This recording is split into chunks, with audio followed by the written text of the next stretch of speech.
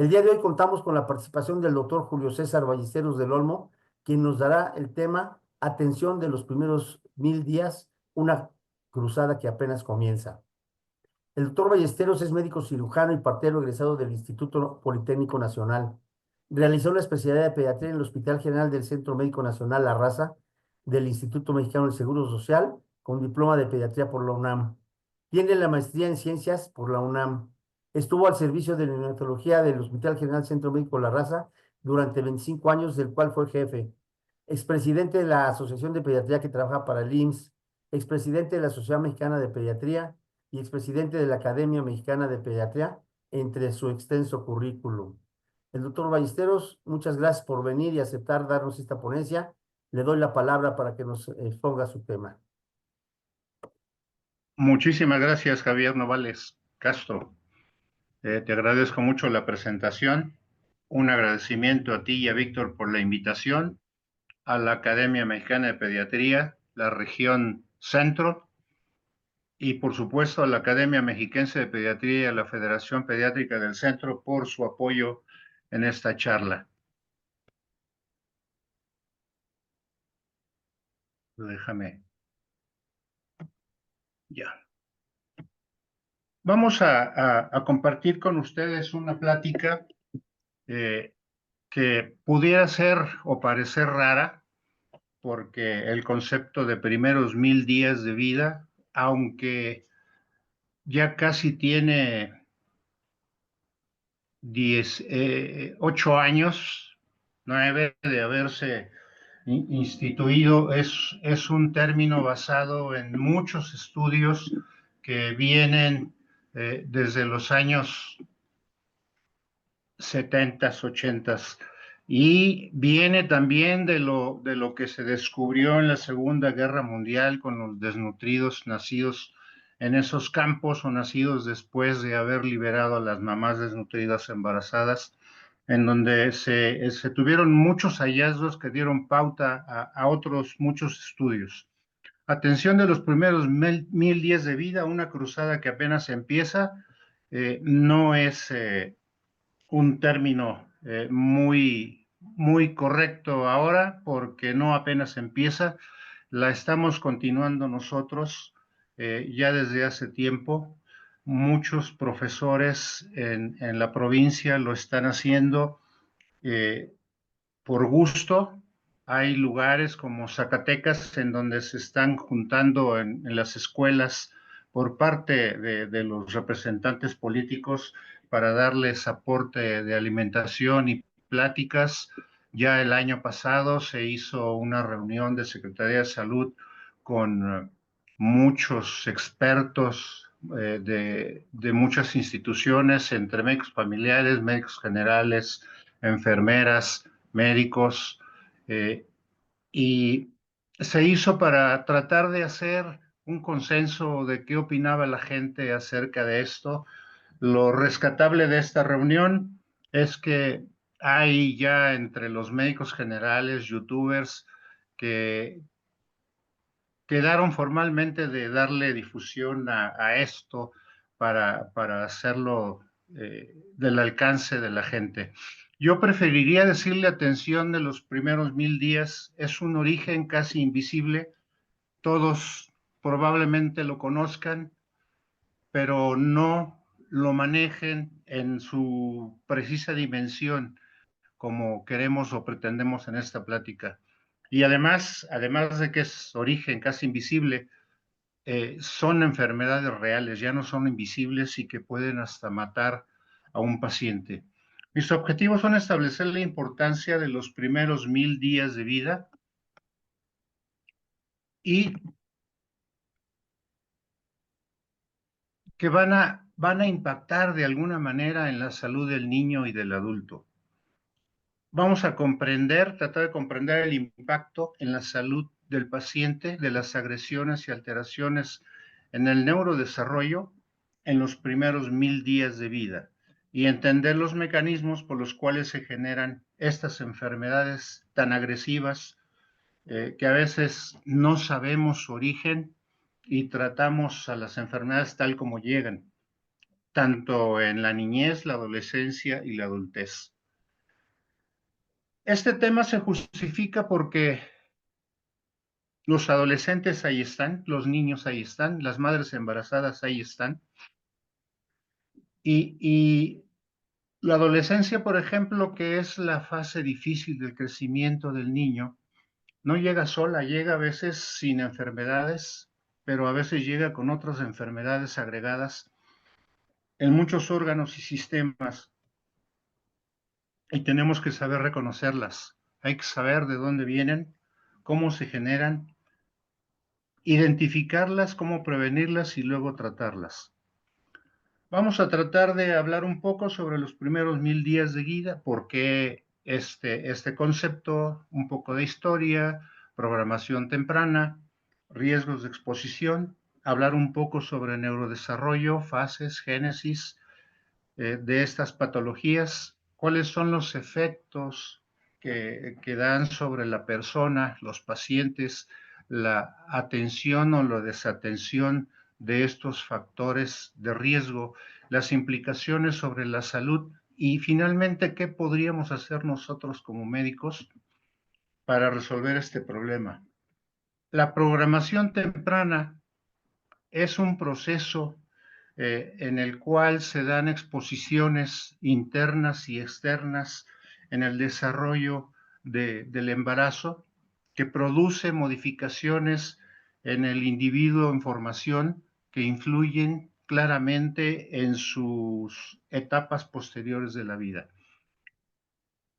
Como pueden ver, esos factores condicionan modificaciones permanentes que se van a transmitir también de generación a generación.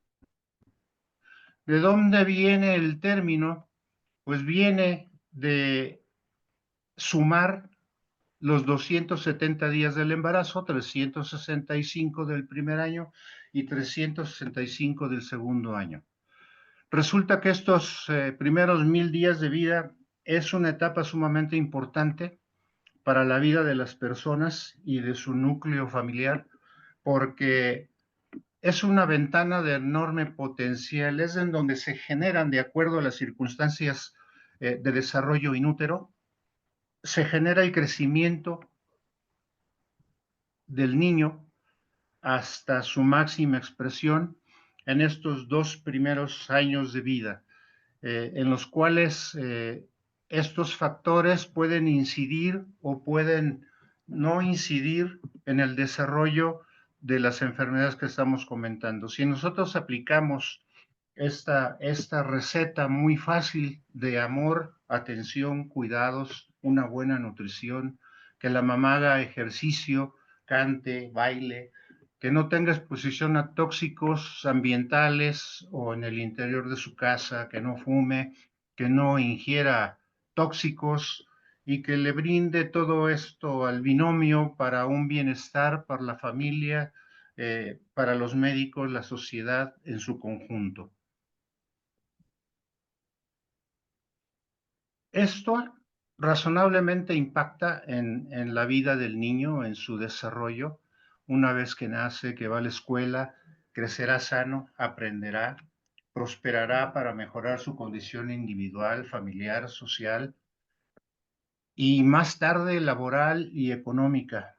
El objetivo principal es que mejore sus condiciones de vida, mejorando su salud y que esto haga subir los escalafones socioeconómicos que tiene su familia y en los cuales él se desarrolló.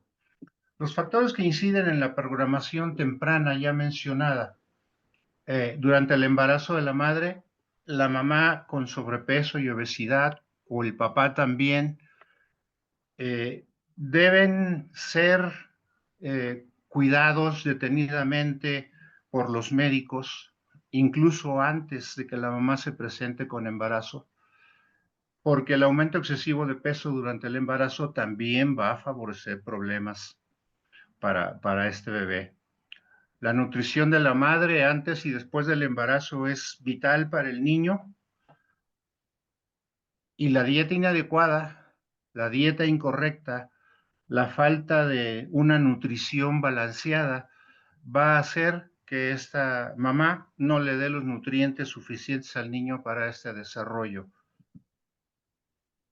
La exposición de este binomio a las propias hormonas maternas, al estrés, al tabaco, al alcohol y otras drogas, van a hacer que este niño crezca en desventaja dentro del útero.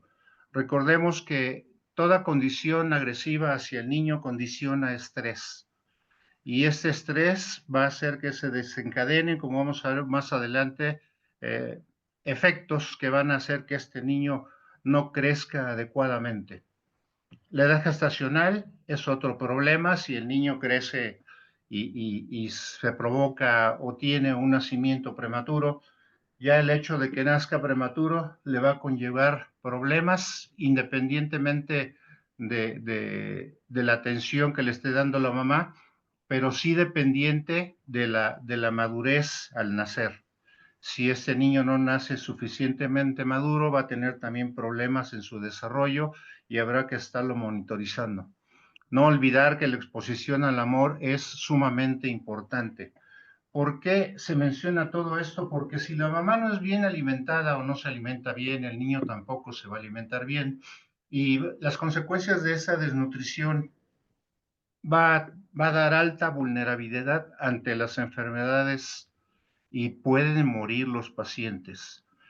Puede haber en fase escolar y en fase de trabajo una disminución de la capacidad intelectual y aprendizaje, detenerse el crecimiento y el desarrollo físico y causar sobre todo enfermedades crónico-degenerativas, cardiovasculares o metabólicas.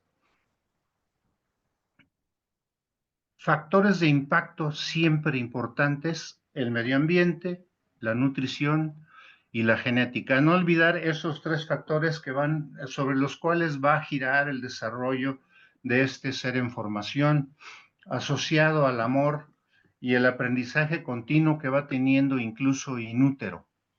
El niño aprende en etapa intrauterina todo lo que mamá hace, experimenta y aprende y ejercita esos conocimientos dentro del útero.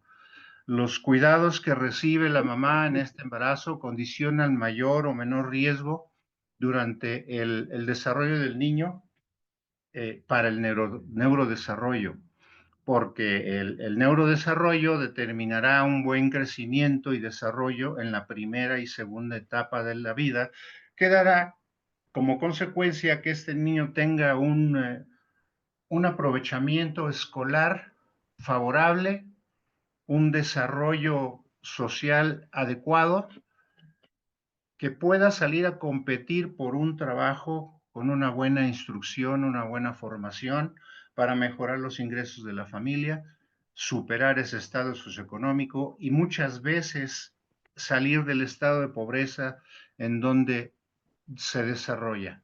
Hablábamos hace rato de la estimulación que debe tener la mamá embarazada, aplicando a ese vientre caricias, hablar con el bebé, hacer que el niño escuche la música que a ella le guste, que baile también con la mamá al ritmo de esa música, que le cuente cuentos y que le esté dando una temperatura adecuada para que el niño no sufra ese estrés tan mencionado. Dentro de esta programación también influye, ya mencionamos, el peso al nacer, que nazca prematuro, desnutrido o subnutrido. ¿Qué tipo de lactancia elige la mamá? Leche materna exclusiva, artificial o no, complementaria o no, y la alimentación hasta los 2 años de vida. Hay que adecuar a nuestro organismo a dormir suficiente. El entorno familiar debe ser lo más benévolo posible, sin violencia, sin agresiones, sin gritos y con las menos exposiciones ambientales que ya hemos mencionado, pero sí exponerlo siempre al amor y a los cuidados. La programación que hemos hablado se da inútero según lo documenta Barker, en 1986, cuando el estado nutricional de la mamá y del niño, y por supuesto de la placenta, se ven afectados por una mala alimentación, provocando desnutrición fetal, y esa desnutrición fetal va a ocasionar trastornos hormonales que van a condicionar menos células hepáticas, menos células cardíacas, menos células en vasos sanguíneos, en glándulas suprarrenales, en páncreas y músculo, y van a hacer que estos funcionen de manera inadecuada, funcionando con una respuesta amplificada, con aumento de grasas, hipertensión, hipertrofia ventricular izquierda, diabetes y enfermedad cardiovascular. Esto ha sido un seguir en continuo después de las observaciones que se tuvieron en campos de concentración, en donde pudo apreciarse que los niños que nacían de madres desnutridas y que nacían desnutridos, cuando eran bien nutridos, eh, los niños entraban en una fase de ahorro y empezaban a aprovechar lo que comían para su metabolismo, pero también empezaban a crecer, a engordar como respuesta a ese trastorno metabólico que en esa época todavía no se entendía, pero se esperaba que el niño empezara a engordar y en fase adulta fuera un niño, un ser más gordo, un adolescente gordo, un adulto gordo, y que tuviera predisposición a enfermedades crónicas degenerativas. En esta otra vemos esa influencia que tiene la mamá y el niño en útero a través de la nutrición inadecuada, las infecciones, los factores medioambientales, que provocan trastornos rápidos como alteraciones del crecimiento en peso y talla, composición corporal de hueso y músculo, desarrollo cerebral, y tardíos como alteraciones educativas con disminución de las capacidades cognitivas, inmunológicas y la capacidad para trabajar.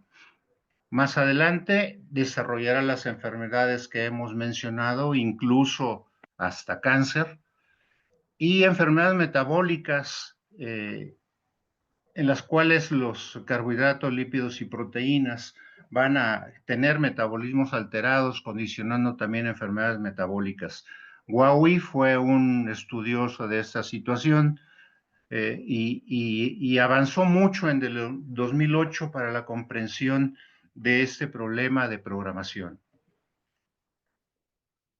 En esta imagen podemos ver que las alteraciones que pueden dar este problema de agresión con estrés a los niños son la hipoxia, alteraciones nutricionales, exposición a hormonas, patologías, drogas o toxinas que pueden provocar un ambiente intrauterino inadecuado y hacer que se tenga una programación metabólica fetal en la cual se suceden ciertas alteraciones cromosómicas que van a dar pie a enfermedades en la edad adulta. Como todas esas que se ven en pantalla, son muchas y muchas más que surgen cuando hablamos también del neurodesarrollo que se suman a todas estas. Cuando nosotros hablamos de historia de esta definición de los primeros 1000 días, entonces tenemos que en el año de 2008 se hacen estudios, se analizan estudios prospectivos de cortes en Brasil, Guatemala, India, Filipinas y Sudáfrica, en los cuales se observa que las mujeres con desnutrición dan pie al nacimiento de niños con alteraciones. Y se refieren a ese periodo como periodo de embarazo y 2 primeros años de vida. Y esto, obviamente, en 2010 provoca que se forme una organización que se dedica a atender mamás con problemas en su embarazo, thousanddays.org. Y esta organización se dedica a dar apoyo, asistencia a las mujeres y a los niños con bajo peso para tratar de provocar un efecto positivo en su crecimiento y desarrollo y evitar que se perpetúe la pobreza. El objetivo de esto es hacer que los papás y la población en general comprendan la importancia que tienen estos 1000 días de vida, que suponen un periodo crítico en los cuales los factores internos y externos a los cuales se somete este niño en crecimiento e incluso después de nacer, hagan que el niño sea impactado por estos cambios provocados por la agresión del estrés y la exposición a los factores, y esto significará enfermedades, y si no se da la exposición a estos factores negativos, el niño podrá crecer eh, con beneficio para su familia, para él mismo y la sociedad a largo plazo. Estamos en el entendido que la deficiencia nutricional y afectiva puede provocar todos estos trastornos que hemos mencionado. En 95 se establece que cuando son tratados los niños con desnutrición temprana de macronutrientes, estos se observan con puntuaciones de coeficiente intelectual más bajos, menos éxito escolar, los niños comprenden menos, aprenden menos, entienden menos y tienen muchas alteraciones del comportamiento. En 2008, este concepto evaluado por Lancet establece ya el término, los primeros 1000 días de vida, y es un término que se va a estar usando permanentemente después en la UNICEF en 2016, en donde lanza su campaña de estos primeros 1000 días para toda la vida, los primeros 1000 días de amor. Otra vez con el objetivo de sensibilizar a la sociedad acerca de la importancia de mantener un ambiente óptimo en el crecimiento intrauterino de estos niños y 2 años y los años subsecuentes hasta completar 2. En México, en Jalisco, se establece la primera intención de este programa, en el cual también se evalúan estos aspectos para tratar de darle a la población más información para que aprendan a cuidar a estos pequeños. ¿Qué pasa en esos primeros 1000 días? Pues no olvidemos que hay interacción de un genotipo, que es la composición genética del individuo, fenotipo, que es la expresión de esos caracteres cromosómicos, y hay un exposoma, y el exposoma es el conjunto de factores ambientales en los cuales crece y se expone el individuo en desarrollo, incluida la mamá. Y el epigenoma se compone de compuestos químicos que modifican o marcan al genoma de manera que le dice qué hacer, cuándo hacer y dónde hacerlo. Ustedes pueden ver aquí que ese exposoma está compuesto e interfiriendo con el desarrollo del niño y que va a impactar directamente con la salud a través de los riesgos, y nosotros tenemos que estar prevenidos para evaluar el impacto a esos factores que componen ese exposoma. El epigenoma entonces se compone de los compuestos químicos que modifican la estructura, no la secuencia.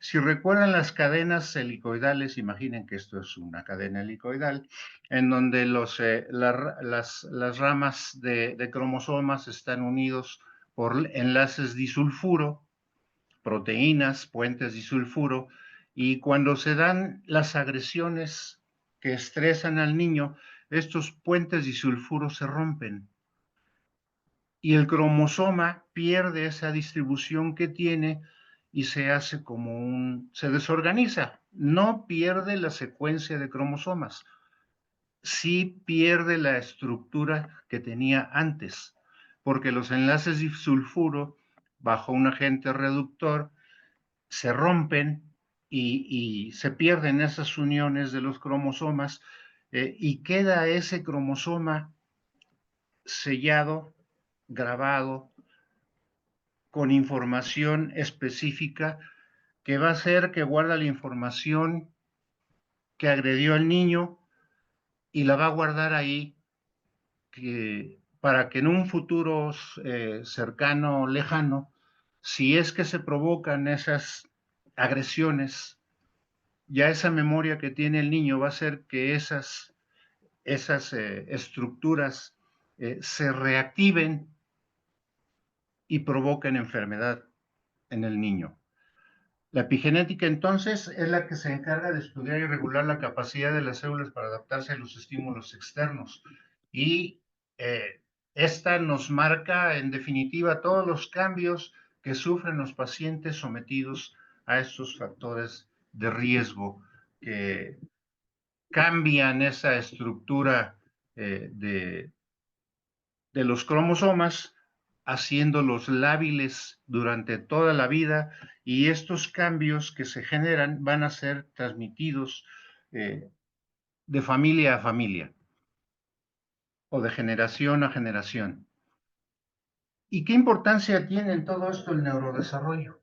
Nosotros no hemos hablado ahora de esto, hemos hablado del impacto que tiene en diversas estructuras la desnutrición, pero en el neurodesarrollo, que es un conjunto de cambios que se dan continuamente en la estructura y la función del sistema nervioso central, desde la gestación hasta la etapa adulta, y esto modula importantemente el comportamiento individual. Con estos cambios, el individuo se va adaptando desde que empieza el aprendizaje inútero a los cambios que se van dando en el ambiente una vez que nace, empieza a seguir, comienza su aprendizaje fuera del útero y empieza a modificar poco a poco conductas, aprende unas, desaprende otras, porque siempre va superándose y mejorando sus capacidades, sus habilidades, conocimientos, actitudes, funciones y en una etapa determinada aprende a pensar, aprende a sentir y a expresar todo esto a través de movimientos físicos y expresiones verbales. Las etapas del neurodesarrollo son 5. Las vamos a mencionar al vuelo de pájaro porque es importante saber que en estas etapas se pueden generar deficiencias nutricionales importantes que van a incidir en el desarrollo del cerebro. La neurulación es la formación del tubo neural, hasta encéfalo y médula espinal, que inicia en la tercera o cuarta semana de vida, tan temprano en la gestación, y termina hasta la sexta y séptima semanas de edad gestacional. Es importante saber esto porque en esta etapa se van a gestar enfermedades que ustedes ya conocen en la formación del encéfalo y de la médula espinal, espina bífida, microcefalia, anencefalia, etcétera, etcétera, y entonces, y otras más.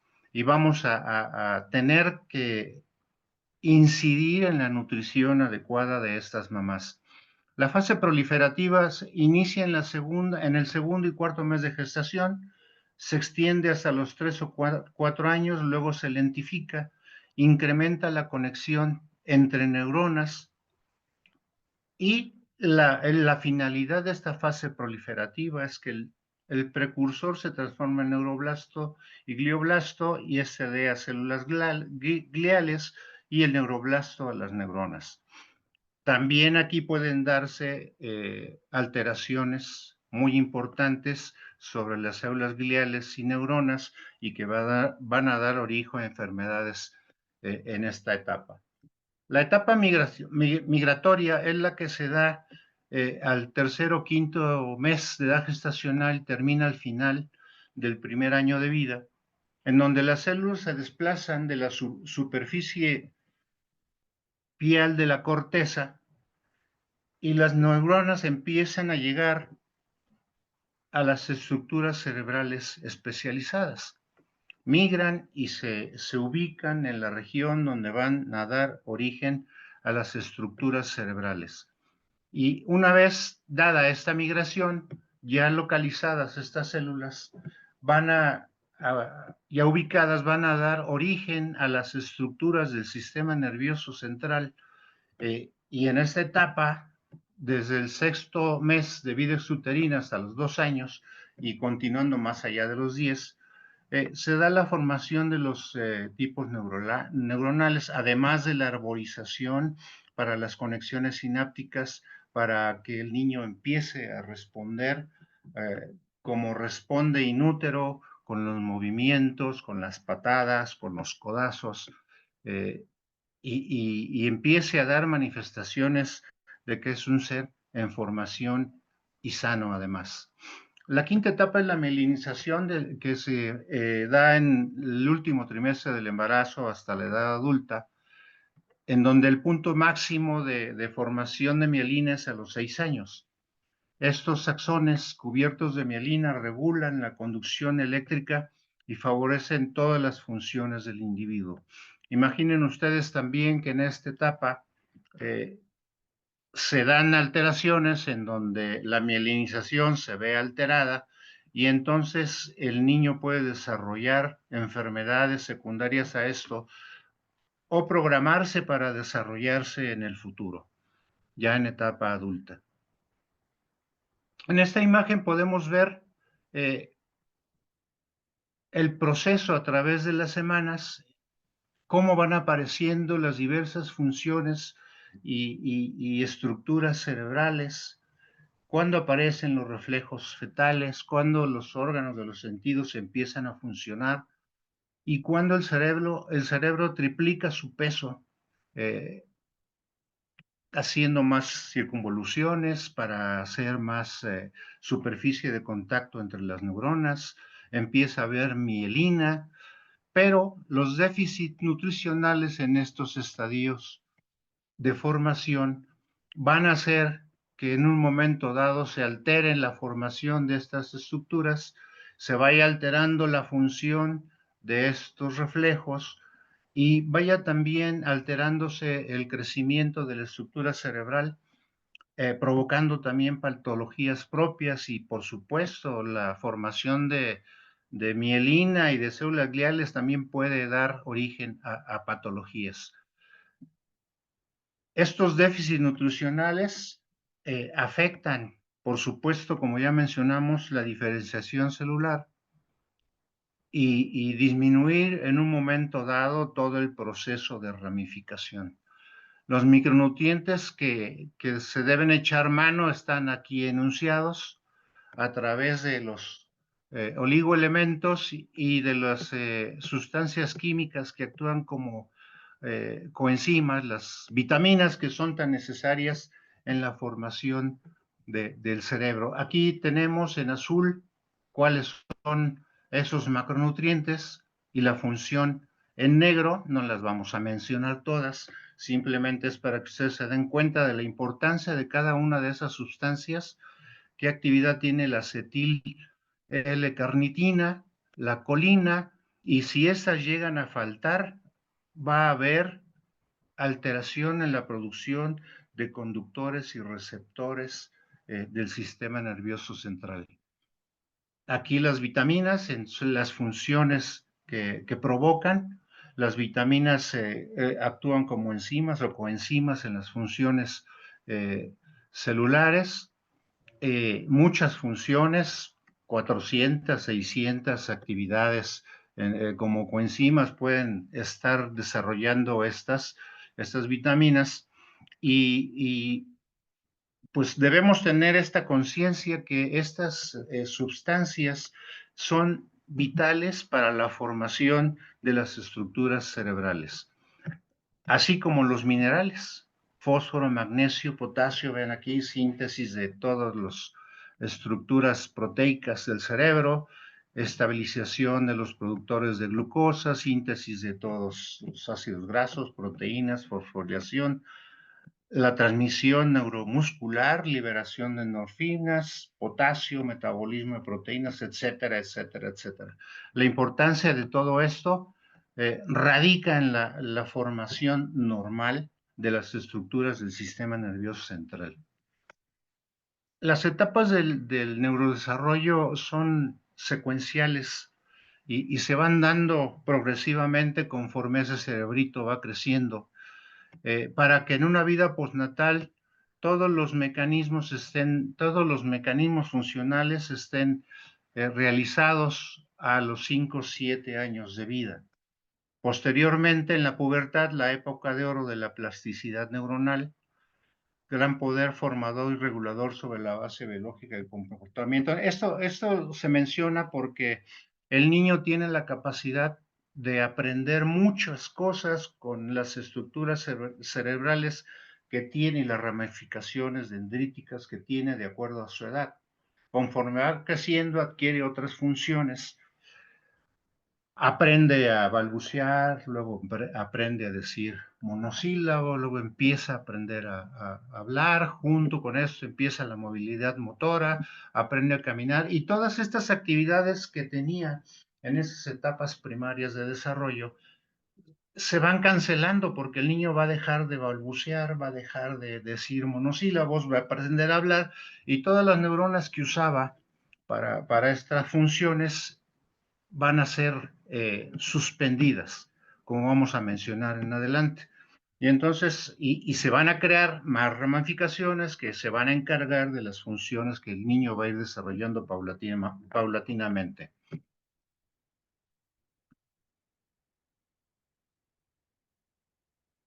La magnificencia del desarrollo del cerebro se explica aquí.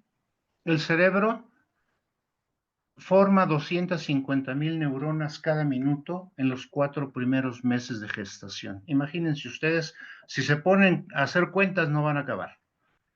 Por eso, en este periodo es importante una provisión adecuada de nutrientes para que esos componentes se formen de forma adecuada. Y que la mamá tenga además un bienestar biopsicosocial que no afecte ese desarrollo cerebral. El desarrollo es un proceso prolongado que ya vimos, comienza en la gestación y puede terminar hasta el final de la adolescencia y más allá. Durante los primeros años de vida, las neuronas forman conexiones a un ritmo asombroso de 700 a 1000 nuevas conexiones por segundo.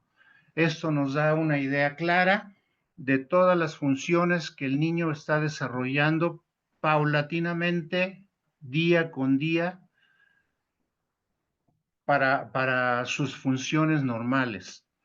Entonces, es un desarrollo neurológico impresionante el que se lleva a cabo para que el niño a determinada edad tenga las funciones adecuadas eh, para crecer, aprender y desarrollarse. Más datos de la proliferación: 250,000 neuronas por minuto en las últimas 7 semanas de vida fetal, hasta 100 a 200 millones de neuronas al nacimiento, que incrementan al máximo a los 2 años. Durante los primeros 1000 días, el cerebro alcanza el 80% de su tamaño final.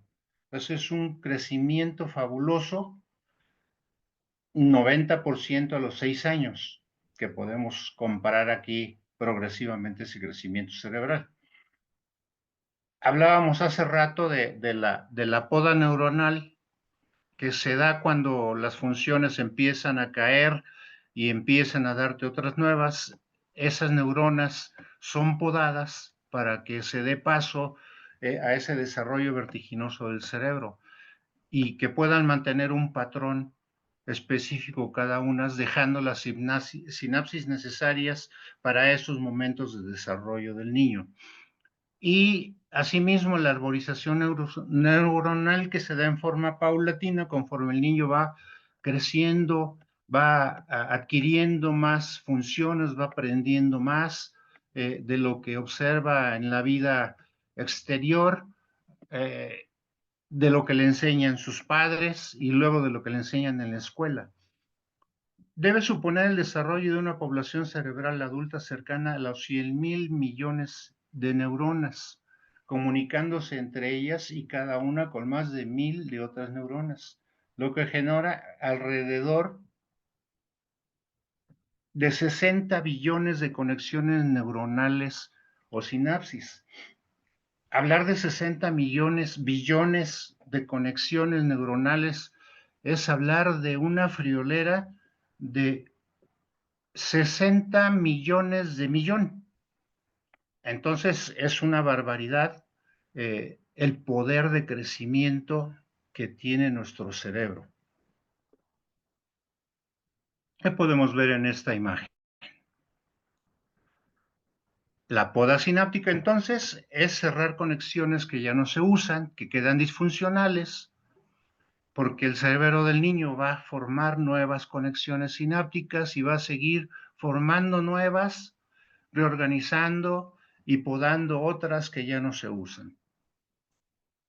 Y eso le va a dar al cerebro también una capacidad adicional, modificar su estructura y función a lo largo del tiempo. Esto implica constantemente nuevas conexiones, el fortalecimiento de las que ya hay y reorganizar en algunos casos en los cuales hay cambios. Y estos cambios son fundamentales para la adquisición de aprendizaje, memoria, recuperación tras una lesión cerebral y el desarrollo de nuevas habilidades. ¿Hasta cuándo tenemos plasticidad neuronal? Nosotros no creíamos en los recién nacidos que iba a haber una plasticidad que le diera la ventaja de poder reorganizar su cerebro una vez lesionado por una hemorragia o alguna otra agresión. Pero no solamente en esta etapa se demostró que había plasticidad, sino se ha demostrado que en etapa adulta también hay.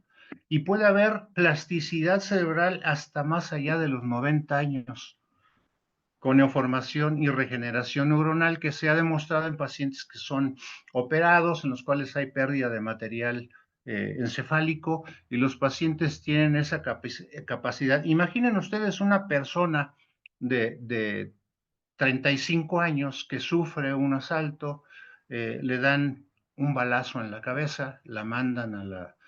Afortunadamente es recogida a tiempo, estabilizada en la ambulancia, tiene muerte instantánea, es reanimada, la mandan a terapia, la mandan a hospitalización 3 meses y cuando se egresa los médicos le dicen no vas a poder hablar adecuadamente, no vas a poder mover los brazos, no vas a poder mover las piernas.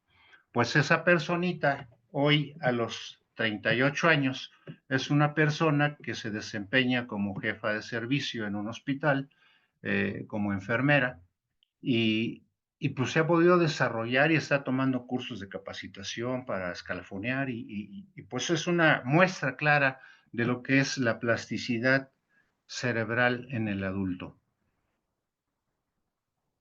El cerebro es fabuloso y debemos contemplarlo de esa manera.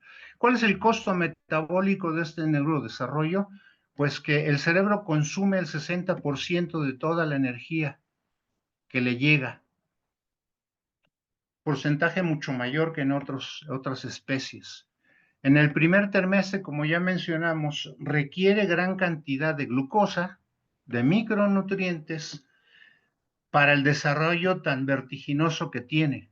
Y en el segundo y tercer trimestre, por supuesto, sigue el requerimiento de glucosa, pero hay un gran requerimiento de proteínas, grasas y disminuye el de los micronutrientes. Es una forma de responder y de adaptarse el cerebro a ese crecimiento que tiene. Habíamos hablado del estrés dentro del exposoma. Todas las agresiones que tiene el niño, como violencia, abusos, descuidos, hambre, frío, calor, desnutrición, falta de otros insumos para vivir, le provoca un estrés. y ese estrés le provoca producción de altos niveles de cortisol, hormona del estrés, que interrumpe el proceso de desarrollo cerebral, limitando la proliferación de neuronas, perjudicando la salud, el aprendizaje y comportamiento en general del individuo. Las hormonas que estamos nosotros evaluando en el crecimiento del niño, las catecolaminas, son hormonas que van a ayudar al funcionamiento de los diversos órganos del niño, el hígado, el riñón, muscular, vascular, tejido adiposo, corazón, la sangre. Todas estas células son estimuladas para un crecimiento y funcionamiento adecuado de nuestro organismo. Si nosotros tenemos carencia de catecolaminas, vamos a tener malfunción de todos nuestros órganos, y no olvidemos que las catecolaminas se producen en nuestro organismo como consecuencia de una nutrición adecuada. Si hay una alteración en la producción de catecolaminas, va a haber una disfunción en la producción y liberación de dopamina, y va a hacer que las células no tengan inhibición en la contracción celular, generándose en etapa adulta, en edad avanzada, la enfermedad de Parkinson. No olvidemos que también todo el estrés que agota a este personaje, la desnutrición, todas las enfermedades que arrastra, también lo llevan a tener un envejecimiento prematuro de sus órganos. Y esto hace que por ahí de los 40, 50, 60 años se empiece a expresar gran cantidad de enfermedades que no se daban en otras etapas de la vida. También se altera el eje hipotálamo, hipófisis adrenal, en la cual la placenta también se enferma, y pues hay grandes alteraciones, como hay producción de cortisol, el niño no crece, no se desarrolla habitualmente, hay trastornos cognitivos, falta de regulación emocional, temperamento difícil y síntomas del espectro de déficit de atención.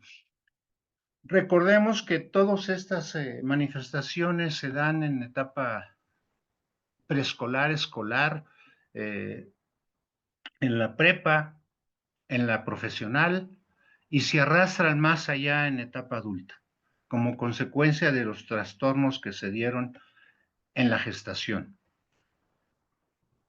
En la semana 19 hay reducciones volumétricas de sustancia gris. Estamos hablando de niños sometidos a estrés y a desnutrición. Hay disminución de las cortezas prefrontal, premotora, temporal, temporal media, circunvoluciones y muchas más. Entonces hay un crecimiento disminuido del cerebro. Esas alteraciones del eje hipotálamo, adrenal, hipófisis, van a provocar prematurez, desnutrición, aborto espontáneo, bajo peso al nacer, y una muy mala adaptación, como lo que ya mencionamos, y que llega incluso a tener trastornos tan profundos como psicosis y desarrollos alterados de la personalidad. El estrés afecta las estructuras cerebrales y detona respuestas emocionales alteradas que pueden llegar a enfermedades más graves y a respuestas anormales del individuo a ese estrés. Y hoy vemos claramente cómo los niños se pelean en la escuela mientras otros los graban. Otros deciden suicidarse por no estar siendo sometidos al estrés. Otros provocan que los niños mueran, creándoles lesiones profundas. Entonces, todos estos efectos los vamos a estar sufriendo, y aquí lo estamos reduciendo, cómo el daño cerebral impacta en la talla adulta, impacta en un mal estado de salud, con todas las patologías que ya mencionamos, con una peor salud general, con alteraciones más tarde cognitivas, de aprendizaje, mal aprovechamiento escolar, no pueden encontrar un trabajo adecuado ni pueden conservarlo, no hay ganancia económica, sigue la pobreza, falta de empleo, sigue la desnutrición, la escolaridad es pésima, ignorancia, embarazos no deseados, violencia, drogas, abortos, mayor mortalidad. Aquí interviene también el narco que por pusilánimes cantidades, 500,000 pesos, 2,000 pesos, contratan a la gente para hacerlos burros o hacer otras eh, ejecuciones más insanas. Entonces, todas estas cosas van a ser el resultado de esa mala atención de los primeros 1000 días, donde vemos personas obesas, padres obesos, vamos a ver también niños obesos, donde vemos niños desnutridos, seguramente van a estar influidos por los antecedentes maternos y vamos a estar correteando enfermedades en estas personas, como ya hemos mencionado. El impacto en la década de los 80 en Guatemala se dio suplementación de macronutrientes en niños y embarazadas en riesgo de deficiencia y mejoró el resultado con pruebas neurológicas y esto alegró a la gente porque dijeron esto puede servir de antecedente. Observaron que los niños habían recibido suplementos con muchas calorías y proteínas antes de los 2 años, tenían mejores resultados en las pruebas de conocimiento, mejor aprendizaje y mejor capacidad de reacción. La carencia de hierro en mujeres embarazadas provoca anemia, insuficiencia ponderal en el recién nacido y acortamiento de la gestación. Si la madre sufre carencia de hierro en el último trimestre, el niño puede tener deficiencias cognitivas. Los menores de 2 años tienen efectos considerables y irreversibles en el desarrollo cerebral y en etapas posteriores trastornos del aprendizaje y el rendimiento escolar. Datos recientes en México, los preescolares de 1 a 4 años tienen deficiencia de hierro de un 30%, de 2 a 5 años hay deficiencia en el desarrollo de aprendizaje y psicosocial, la salud. Las mujeres en edad reproductiva tienen deficiencia de 40%, las embarazadas de 12 a 49 años tienen anemia y las adolescentes embarazadas 46% y el medio rural 42%. La mala nutrición, vemos aquí porcentajes bajos, pero recordemos que no hay estudios suficientes que puedan evaluar a las poblaciones que estamos tratando de incluir en esos estudios. Son estudios muy incluyentes, no pueden ser extrapolados a otro tipo de poblaciones, pero definitivamente de que hay malnutrición la hay sobrepeso y obesidad, hay 36,5 y 40,4 de sobrepeso y obesidad en un núcleo de 15,000 escolares y adolescentes. Se debe a bajo consumo de frutas y verduras y muchos azúcares añadidos con alimentos chatarra y aumenta la probabilidad de obesidad y sobrepeso. En el embarazo, 34,2 de mujeres eran obesas y en el adulto, 37%. Vean ustedes estas cifras que son también horrorosas. No son cifras vigentes, tienen 10 años o tienen 14 años, pero son escandalosas. Imaginen ustedes que en el mundo se gasta por la desnutrición, malnutrición, 3,5 billones de dólares al año. Es una cantidad escandalosa. La subnutrición y las deficiencias que esta genera hacen que se gaste 2,1 billones al año. Y el costo de la obesidad y sus consecuencias 1,4 billones al año. En México los datos no son de esta magnitud porque no hay suficientes pacientes estudiados, pero sabemos que hay muchos obesos y mucho sobrepeso, muchos de nosotros incluidos, que llevan a desarrollar finalmente diabetes en sus variedades que ya conocemos. Y en el 23, el 18% de las personas adultas tenían diabetes, un tercio no sabía que tenía y 73% acudió a la consulta por lo menos una vez en el último año.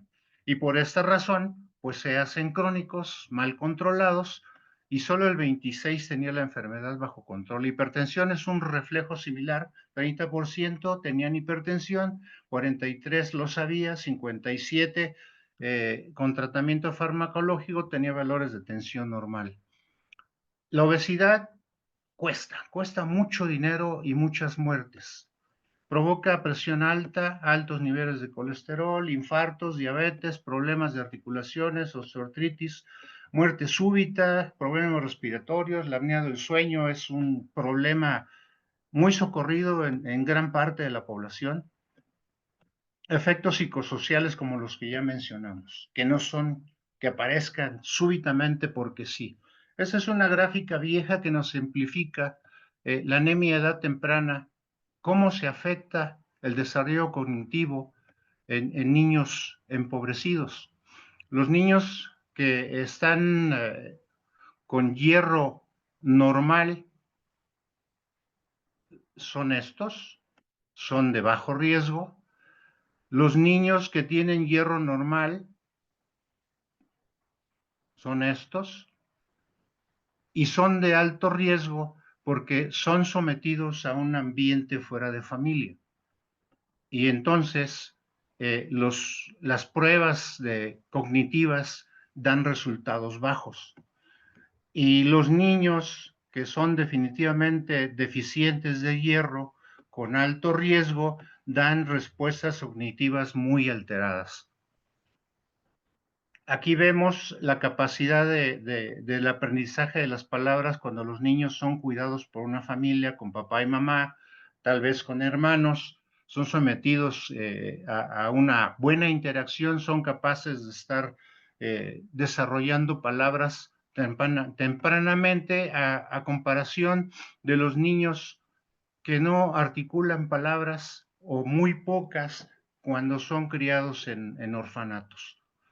La diferencia del crecimiento del cerebro de un niño y de otro es marcada y se puede apreciar aquí, en donde vemos el estudio del cerebro de un niño con entorno favorable, en donde el cerebro funciona perfectamente, y un niño con alteraciones de desnutrición, en donde las funciones en rojo se ven disminuidas. Y aquí la comparación en tamaño, en un niño de 3 años normal y uno con daño extremo. La mortalidad en el adolescente no la vamos a mencionar, pero nosotros hemos visto que en años recientes se ha visto muy aumentada por accidentes vehiculares, en motocicleta, en automóvil, eh, pleitos, balaceras, y suicidios sobre todo, homicidios, además de los tumores y eventos respiratorios y del sistema nervioso central que también se dan en las mujeres. Los países con más pobreza y desigualdad pues son los de América Latina, entre ellos, ¿no? Entre los africanos y los asiáticos. Y México, pues nosotros ya dicen que ya se redujo la cantidad de pobres, pero en esas andamos. Entre estos hay mucha gente que tiene hambre en el mundo, que no tiene para comer ni siquiera una coca. Entonces, ni siquiera unas papitas o unas palomitas. Entonces, debemos pensar en este tipo de personas que no tienen acceso a una alimentación adecuada porque no tienen recursos, no tienen servicios médicos, no tienen trabajo, no tienen ganancia, no tienen absolutamente nada que les pueda dar una mejoría en la vida. Trastornos de salud mental, ya mencionamos muchos de ellos, y son estos que se ven aquí, que se dan en los casos en los cuales hay deficiencia franca de alteración en la nutrición en los primeras semanas de gestación y que pueden llegar, ya mencionamos, a trastornos tan graves como una psicosis o alteraciones más definitivas. 3 minutitos, por favor, Julio. Ajá, ya vamos a acabar. Entonces ya vemos la importancia de los 1000 días, tener una población sana y recuperada. Los presupuestos, en 2024 el presupuesto federal era de 9 billones de pesos. Para la salud, solamente el 11%. Producto Interno Bruto, 2.85, cuando la OMS sugiere 6%. Estamos muy por debajo de la regulación de la OMS y muy por debajo de otros países, como pueden ver aquí. Retos: la pobreza, falta de empleo y crimen organizado. Hay insuficiente demanda de salud, recursos humanos y materiales, insuficiencia en el primer nivel de atención, inadecuada capacitación en nutrición de médicos y enfermeras. Nosotros debemos dar la pauta a través de cursos, talleres, como lo está haciendo AMSA, como lo está haciendo la Academia Mexicana de Pediatría, la Asociación Mexicana de Pediatría y CONAPEME. Debemos hacer nuestro papel, el papel que nos toca. Hay escasez de suplementos nutricionales, exceso de chatarra, falta de programas, falta de continuidad de ellos. Se requiere destinar muchos recursos, cuesta mucho la salud y cuestan mucho estos programas que se mencionan. Hay un avance, se hizo en 2024 una estrategia de estudio en estos estados que costaba 2.758 millones de pesos y se aplica a toda la República, 6.500, yo creo que más. Si el costo del Tren Maya es de 500 millones de pesos y del AIFA otros 500.000 millones de pesos, entonces con esto se podrían financiar 154 años de estrategia para que vean la magnitud de la cantidad de dinero que se necesita para solventar todas estas intervenciones que ya se dan a nivel de estrategias de cursos, talleres sobre lactancia materna, fortificación, alimentación complementaria, intervenciones en la nutrición materna que comprende a los servicios de nutrición y ginecología, obstetricia, eliminación de todas esas patologías van a mejorar cuando nosotros tengamos mejor comprensión de este problema e incorporemos los 1,000 días a las estructuras de enseñanza, a las estructuras de capacitación en hospitales, primer nivel, y poder superar todo esto.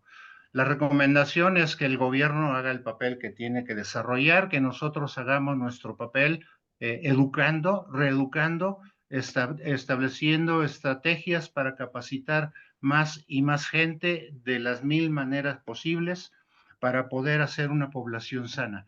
Es necesario que nosotros transmitamos a través de estos métodos la importancia que tiene el cuidado de los 1,000 días, para saber la importancia del grado de salud y de inteligencia que pueden tener nuestros niños en la adultez y que depende de esos cuidados. No podemos tener otra cosa. Y además la educación es básica. Un pueblo sin educación es fácil de manipular, explotar y oprimir, dice el ecuatoriano Falcón y Borrás. Por una medicina humanista de excelencia en beneficio de nuestra sociedad debemos seguir trabajando y poniendo el dedo en la llaga. Muchas gracias. Muchísimas gracias, doctor Ballesteros, muy amable, excelente exposición. Eh, a ver si hay alguien que quiera hacer algunas preguntas. Por lo menos tenemos un comentario del doctor Gustavo Castañeda, que dice que idealmente todos los embarazos deberían de ser: 1 deseados, 2 planeados y 3 aceptados. Yo agregaría 4 amados a las sugerencias del doctor Castañeda. Excelentemente. Así es. Si alguien quiere comentar algo o si alguien tiene alguna pregunta directamente que se la hiciera al doctor Ballesteros o a través del chat, por supuesto, si quieren. Tenemos ahí, Creo que este, todos se llevan tarea a casa, sí, hacer un balance de la actividad que hacen en lo personal, en su consultorio o en su hospital, y tratar de componer caminos y hacer nuevos caminos para hacer nuevos horizontes. Sí, si claro. gusta alguien preguntar algo, puede levantar la mano y le abrimos el micrófono.